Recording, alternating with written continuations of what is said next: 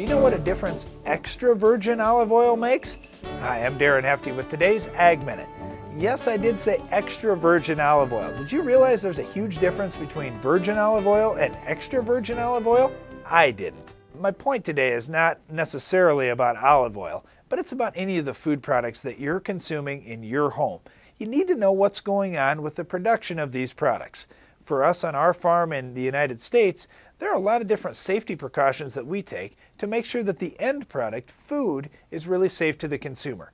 Are other places around the world taking those same precautions? When you're looking at food labels in the grocery store, do you know if that product is the safest for you or if you should be buying a different version of the same particular commodity? Do a little bit more studying. After all, you're going to be eating food. Shouldn't you know where it comes from and how it's made? That's it for today's Ag Minute. I'm Darren Hefty.